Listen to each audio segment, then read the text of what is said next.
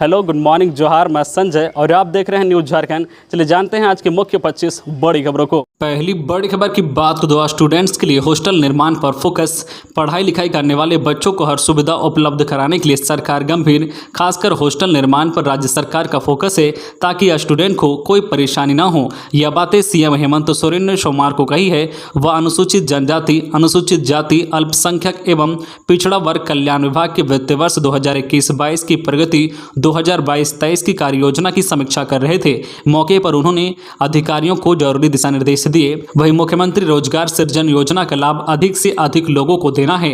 योजना लागू हुए 1 वर्ष हो गए हैं, लेकिन उम्मीद के अनुरूप परिणाम नहीं दिख रहा है। इस योजना का लाभ बड़े पैमाने पर देना सुनिश्चित करे, इसके लिए विभाग कार्य योजना 1 सप्ताह के अंदर तैयार करे।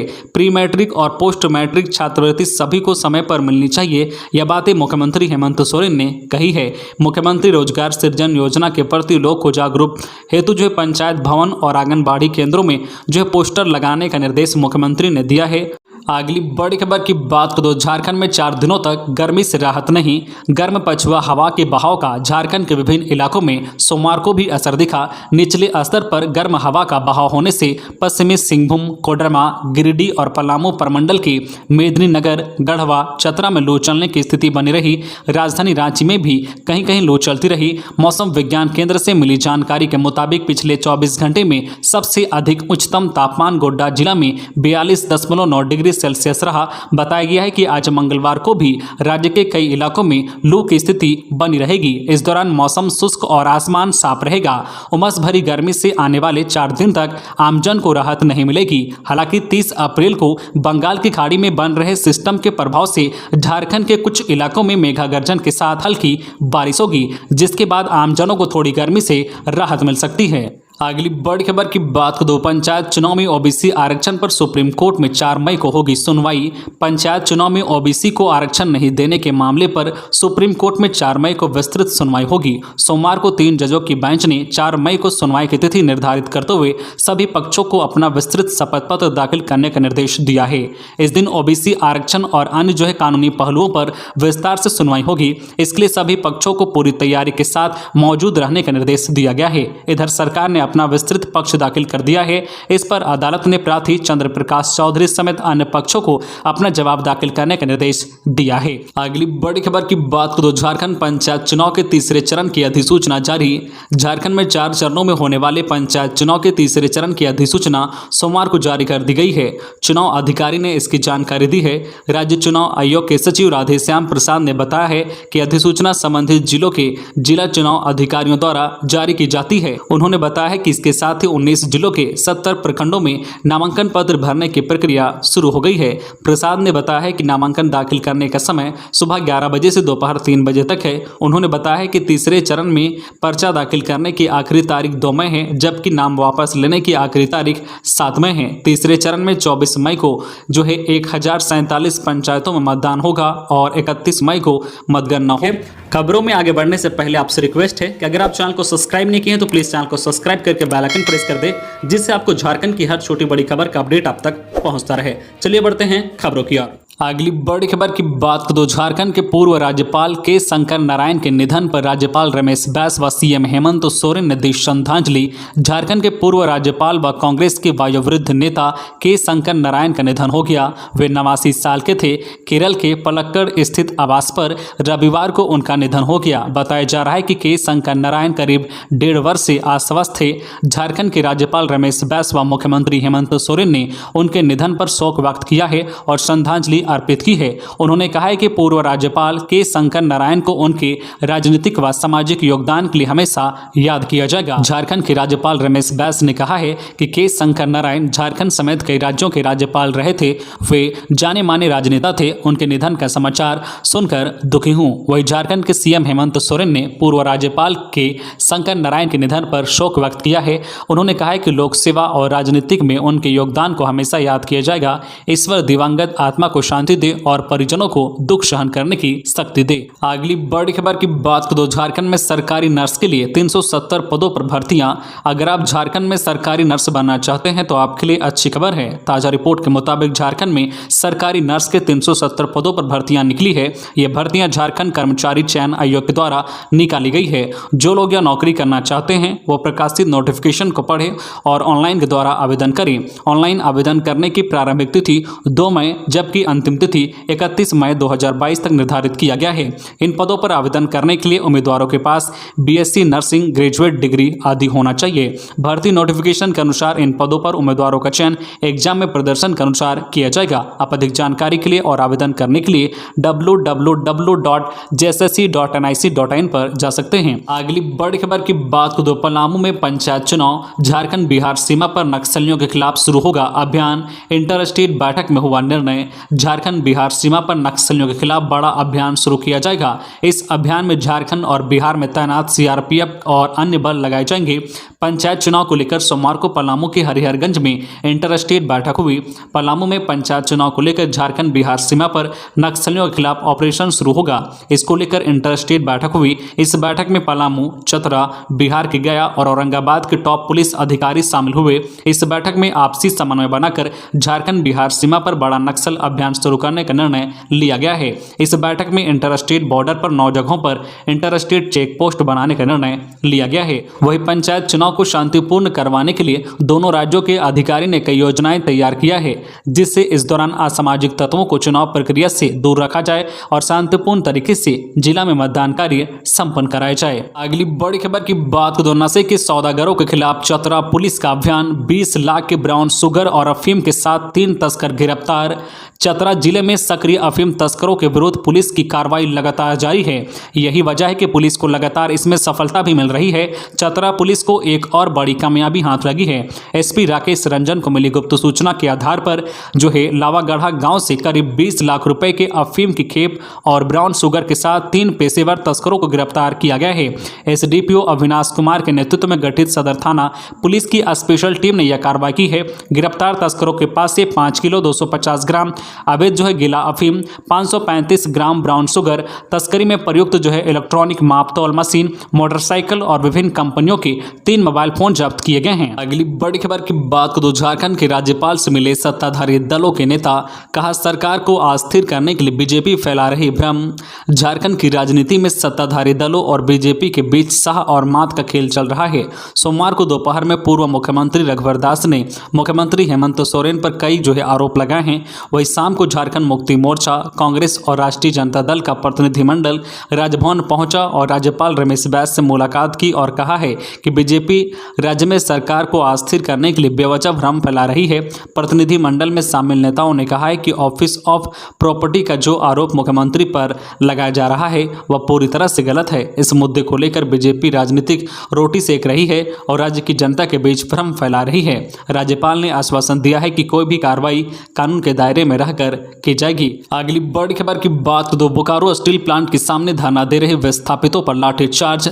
Steel authority of India limited के बोकारो स्टील प्लांट के प्रशासनिक भवन के समक्ष लगातार 15 दिनों से सीधी नियुक्ति की मांग को लेकर धरने पर बैठे विस्थापित ऑपरेटिंग संघ के लोगों पर सीआईएसएफ के द्वारा लाठीचार्ज किया गया। इसके बाद मौके पर पहुंची पुलिस टीम ने आंदोलनकारियों को जबरन गाड़ियों पर बैठा थाने ले गई। आंदोलन कर रहे विस्थापित बेरोजगार युवा बोकारो स्टील के द्वारा अप्रेंटिस की ट्रेनिंग कराए जाने के बाद भी 2 साल तक नियोजन नहीं देने का आरोप लगाते हुए धरने पर बैठे थे। सोमवार को संघ के लोगों ने बोकारो स्टील के प्रशासनिक भवन के 3 जो है गेट को जाम करने की घोषणा की थी। इसी को लेकर ये लोग मौके पर पहुंचे थे। मौके पर मौजूद बोकारो स्टील के सुरक्षाकर्मी सीआईएसएफ के द्वारा लड़कियों और युवाओं पर लाठीचार्ज कर दिया गया। इस दौरान जो है आंदोलनकारी महिलाएं चोटिली भी हुई हैं। हालांकि सिटी थाना प्रभारी संतोष कुमार ने लाठीचार्ज की बात से इनकार किया है। अगली बड़ी खबर की बात तो चोरी के आरोप में बेहोश होने तक पिटाई। साहिबगंज में अर्धनग्न कर भीड़ ने बेरहमी से पीटा, अस्पताल में भर्ती। झारखंड के साहिबगंज में चोरी के आरोप में एक युवक की बुरी तरह से पिटाई की गई। लोगों ने बांस की बल्ली से लटकाकर युवक को अर्धनग्न कर बेरहमी से पीटा। इस घटना का वीडियो सामने आया है। मामले की जानकारी मिलने के बाद पुलिस की टीम मौके पर पहुंची। घायल अवस्था में युवक को ग्रामीण से मुक्त कराकर अस्पताल में भर्ती कराया है। मामले की जांच शुरू कर दी गई है। घटना राधानगर थाना क्षेत्र के पश्चिमी प्राणपुर के नूरुद्दीन टोला की है। आरोप है कि ग्रामीणों ने रविवार रात युवक को पकड़ लिया। सोमवार की सुबह इसको जमकर पीटा गया। युवक पर आरोप है कि वह इलाके के अफजल आलम के घर से मोबाइल व पर्स चोरी कर भाग रहा था। इसी बीच रमजान में शहरी के लिए उठी महिला ने कथित चोर को भागते हुए देख लिया। महिला के शोर मचाने पर आसपास के लोग जग गए और युवक का पीछा कर दबोच लिया। पकड़े गए युवक पड़ोस के गांव का रहने वाला है। ग्रामीणों ने पहले युवक को अर्धनग्न किया, इसके बाद रस्सी के सहारे बांस की बल्ली में लटका कर बेरहमी से पीटा किया।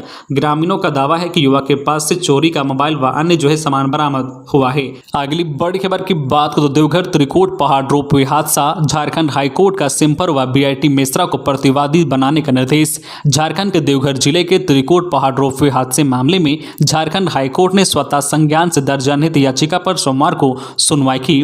Chief justice doctor Ravi Ranjan और जस्टिस सुजीत नारायण प्रसाद की खंडपीठ ने इस मामले में सुनवाई करते हुए सिम्पर व बीआईटी मेसरा को प्रतिवादी बनाने का निर्देश दिया। इसके साथ ही उनसे रिपोर्ट देने को कहा है। खंडपीठ ने राज्य सरकार को हादसे की जांच से संबंधित रिपोर्ट पेश करने को कहा है। देवघर जिले के त्रिकुट पहाड़ रोपवे हादसे मामले की अगली सुनवाई के लिए खंडपीठ ने 6 मई की तिथि निर्धारित की है।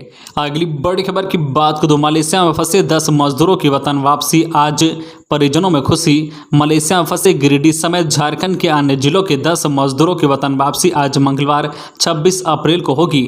सोमवार को 25 अप्रैल की रात यह मलेशिया की राजधानी कुआलालंपुर से भारत के लिए उड़ान भरे हैं और मंगलवार की सुबह चेन्नई हवाई अड्डे पर उतरेंगे। इसकी सूचना मिलते ही मजदूरों के परिजनों में खुशी का माहौल है। उल्लेखनीय है कि झारखंड के कुल 30 मजदूर मलेशिया में फंसे हुए हैं। बाकी 20 मजदूरों की वतन वापसी के लिए फ्लाइट का टिकट अब तक नहीं हो पाया है। टिकट बनते ही उनकी भी वतन वापसी का रास्ता साफ हो जाएगा। इसकी जानकारी प्रवासी मजदूरों के हितों में काम करने वाली समाजसेवी सिकंदर अली ने दी है। अगली बड़ी खबर की बात करें तो मुख्यमंत्री ने अपनी पत्नी कल्पना सोरेन को दी सरकारी जमीन, रघुवर का आरोप, करीबियों पर भी मेहरबान, इस्तीफा दे सीएम। झारखंड के पूर्व मुख्यमंत्री रघुवर दास ने सोरेन परिवार पर एक और गंभीर आरोप लगाया है। उनका आरोप है कि मुख्यमंत्री हेमंत सोरेन ने अपनी पत्नी कल्पना सोरेन की company Sohrai life private limited को चान्हो प्रखंड के बेरा औद्योगिक क्षेत्र में 11 एकड़ सरकारी जमीन आवंटित करवाई है। मीट प्रोसेसिंग यूनिट खोलने के लिए इस जमीन का आवंटन साल 2021 में किया गया है। इस इलाके को आदिवासी युवाओं के लिए औद्योगिक भूमि के रूप में चिन्हित किया गया था। रघुवर दास का आरोप है कि मुख्यमंत्री हेमंत सोरेन के पास उद्योग विभाग भी है, लिहाजा बिना उनकी सहमति के जमीन का आवंटन नहीं हो सकता है। उन्होंने इसे प्रिवेंशन ऑफ करप्शन एक्ट की धारा 188 के 13(2) के तहत दंडनीय अपराध बताया है। उन्होंने कहा है कि बहुत जल्द भाजपा का एक प्रतिनिधिमंडल राज्यपाल से मिलकर पूरे मामले से अवगत कराएगा। रघुवर दास का आरोप है कि सीएम के प्रेस सलाहकार अभिषेक के नाम से साहिबगंज में शिव शक्ति इंटरप्राइजेज को 11.70 एकड़ जमीन खदान लीज के लिए दी गई है। सरकारी कागज पर 90 लाख का निवेश दिखाया गया है। इसके अलावा सीएम के विधायक प्रतिनिधि पंकज मिश्रा के नाम से साहिबगंज की मारी मौजा में संचालित महाकाल स्टोन वर्क्स को खदान के लिए 6.25 एकड़ जमीन आवंटित की गई है। रघुवर दास ने कहा है कि अब सीएम को खुद त्यागपत्र दे देना चाहिए, सरकार को आधिकारिक रूप से स्पष्टीकरण देना चाहिए, साथ ही प्रेस सलाहकार और विधायक प्रतिनिधि को अविलंब हटाना चाहिए। अगली बड़ी खबर की बात को हजारीबाग के चट्टी बरियातू परियोजना से 7 मिलियन टन कोयले का होगा उत्पादन, भूमि पूजन के साथ खनन कार्य शुरू। हजारीबाग जिला अंतर्गत एनटीपीसी चट्टी बरियातू कोल परियोजना में भूमि पूजन के साथ खनन कार्य शुरू हो गया। इस कोल परियोजना से हर साल 7 मिलियन टन कोयले का उत्पादन होगा। इस परियोजना से 23 साल तक कोयले का खनन होगा। यहां से कोयला रेल मार्ग से बिहार के बाढ़ पावर प्लांट में आपूर्ति किया जाएगा। भूमि पूजन में पहुंचे परियोजना प्रमुख AK सिन्हा ने कहा है कि MDO कॉन्ट्रैक्टर ऋत्विक और AMR ज्वाइंट वेंचर कंपनी चट्टी बरियातू कोल परियोजना में खनन करेगी। परियोजना से 30 वर्ष तक कोयला खनन किया जाएगा। इस कोल परियोजना से हर साल 7 मिलियन टन कोयले का उत्पादन का लक्ष्य निर्धारित है। अगली बड़ी खबर की बात करें तो गोलीकांड का उद्भेदन, फायरिंग मामले में पुलिस ने 2 आरोपी युवक को किया गिरफ्तार, हथियार और कारतूस बरामद। बड़ी खबर बोकारो से, जहां देर रात बालीडीह थाना क्षेत्र में 6 राउंड फायरिंग मामले में पुलिस ने 2 आरोपियों को गिरफ्तार कर लिया है। पुलिस गिरफ्तार दोनों युवक के पास से एक देसी पिस्टल, 9 जिंदा कारतूस, 10 खोखा और एक बाइक बरामद किया है। बताया जा रहा है कि देर रात बालीडीह थाना क्षेत्र के हाउसिंग कॉलोनी गोल मार्केट के पास पुरानी रंजिश में जान मारने की नियत से अपराधियों ने 6 राउंड गोली चलाई थी। पुलिस ने मामले में विजय यादव और अजय यादव को गिरफ्तार किया है। गिरफ्तार दोनों युवकों के पास से एक देसी पिस्टल, 9 जिंदा कारतूस, 10 खोखा और एक बाइक जब्त कर ली है। अगली बड़ी खबर की बात करें तो राष्ट्रीय सब जूनियर पुरुष हॉकी चैंपियनशिप के लिए झारखंड टीम का कैंप सिमडेगा में शुरू। गोवा में 4 से 15 मई तक आयोजित 12वीं हॉकी इंडिया राष्ट्रीय सब जूनियर पुरुष हॉकी चैंपियनशिप 2022 के लिए झारखंड टीम का विशेष प्रशिक्षण शिविर सोमवार से सिमडेगा में प्रारंभ हो गया है। यह कैंप 25 से 30 अप्रैल तक आयोजित होगा। इसमें झारखंड के विभिन्न जिलों से कुल 27 खिलाड़ी भाग ले रहे हैं। हॉकी सिमडेगा के अध्यक्ष शाह हॉकी झारखंड के उपाध्यक्ष मनोज जोकोनबेगी के मार्गदर्शन में यह विशेष प्रशिक्षण शिविर एस्ट्रोटर्फ हॉकी स्टेडियम सिमडेगा में चल रहा है। इनमें बेहतर 18 खिलाड़ियों को चयनित कर झारखंड टीम से खेलने का अवसर मिलेगा। अगली बड़ी खबर की बात करें तो बिजली संकट पर बवाल। राज्य सरकार को बिजली संकट से निपटने का करना चाहिए उपाय। रघुवर दास। राजधानी रांची समेत कई जिलों में लोग बिजली और पानी के संकट से जूझ रहे हैं। बिजली की आंख मिचौली के कारण आम जनता की नींद हराम हो चुकी है। वहीं पीने का पानी भी उपलब्ध नहीं हो पा रहा है। वही विपक्षी पार्टी भाजपा के राष्ट्रीय उपाध्यक्ष और पूर्व मुख्यमंत्री रघुवर दास ने मामले में कहा है कि सरकार को पहले ही इस बिजली संकट से निपटने का उपाय कर लेना चाहिए था और पानी के लिए भी जल संरक्षण के क्षेत्र में कई कदम उठाने चाहिए था। उन्होंने कहा है कि हमारे कार्यकाल में जितने भी जल संरक्षण के कार्य हुए थे उसे भी बंद कर दिया गया है। उन्होंने कहा है कि मौसम विभाग ने पूर्व में ही यह अनुमान लगाया था कि इस बार गर्मी ज़्यादा पड़ने वाली है, लेकिन सरकार पहले सजग नहीं हुई। अगली बड़ी खबर की बात करें तो सरायकेला में अवैध बालू घाटों पर छापेमारी। अवैध बालू लदे 14 हाईवा और 3 ट्रैक्टर जब्त। टास्क फोर्स ने की कार्रवाई। जिले के ईचागढ़ थाना क्षेत्र के जारगोडी के अवैध बालू घाटों पर कार्रवाई करते हुए छापेमारी की गई। छापेमारी के दौरान जो टीकर से लेकर जारगोडी तक करीब 14 अवैध बालू लदे हाईवा और 3 ट्रैक्टर जब्त किए गए। यह कार्रवाई कोल्हान डीआईजी के नेतृत्व में बनी टास्क फोर्स सरायकेला और ईचागढ़ के पुलिस टीम ने की है। जानकारी के अनुसार छापेमारी रात करीब 10 से 12 बजे के बीच की गई थी। अगली बड़ी खबर की बात करें तो हटिया स्टेशन पर अगले सप्ताह से शुरू होगी प्रीपेड ऑटो सेवा। यात्रियों के लिए बड़ी खुशखबरी। रांची स्टेशन पर प्रीपेड ऑटो सेवा शुरू करने के बाद अब हटिया स्टेशन से इसकी शुरुआत होगी। एक सप्ताह में इसकी सेवा यात्रियों को ऑटो स्टैंड पर मिलना शुरू हो जाएगा। इससे जो यात्रियों को काफ़ी सहूलियत होगी। आरपीएफ की पहल पर यात्री सुरक्षा और यात्री सुविधा को ध्यान में रखते हुए इसकी सेवा शुरू की गई है, जो है किफ़ायत दर पर यात्रियों को उनके गंतव्य स्थल तक पहुंचाने का काम होगा। प्रीपेड ऑटो सेवा में कुल 100 से अधिक ऑटो ड्राइवर ने रजिस्ट्रेशन कराया है। अगली बड़ी खबर की बात को तो देवघर में हेमंत सरकार के खिलाफ सड़क पर उतरी बीजेपी। कहा बिजली और पानी की व्यवस्था भी ध्वस्त। पानी, बिजली और राज्य में व्याप्त भ्रष्टाचार के खिलाफ सोमवार को बीजेपी सड़क पर उतरी। देवघर बीजेपी की ओर से हेमंत सरकार के खिलाफ विरोध मार्च निकाला गया। इस विरोध मार्च में सारड विधायक रणधीर सिंह, देवघर विधायक नारायण दास, धनबाद विधायक राज सिन्हा के साथ साथ सैकड़ों कार्यकर्ता शामिल हुए। विरोध मार्च शिवलोक परिसर से शुरू हुआ और शहर के मुख्य चौक चौराहों से होते हुए वीआईपी चौक पहुंचा। इस दौरान कार्यकर्ताओं की ओर से हेमंत सरकार के खिलाफ जमकर नारेबाजी की गई। सारड विधायक रणधीर सिंह ने कहा है कि रघुवर सरकार के शासनकाल में 24 घंटे में 22 घंटे बिजली आपूर्ति होती थी, लेकिन हेमंत सरकार में मुश्किल से 5 से 6 घंटे बिजली आपूर्ति की जा रही है। राज्य के अधिकतर जिलों में जो पीने की पानी की समस्या गहरा गई है। तो ये थी आज की झारखंड की टॉप बड़ी खबरें। इसी तरह झारखंड की हर छोटी बड़ी खबर देखने के लिए आप हमारे चैनल न्यूज झारखंड चैनल को सब्सक्राइब करके बेल आइकन प्रेस कर दीजिए, जिससे आपको झारखंड की हर छोटी बड़ी खबर का अपडेट आप तक पहुंचता रहे। तो आज के लिए बस इतना ही। हमें दीजिए इजाजत, फिर मिलते हैं नेक्स्ट न्यूज में।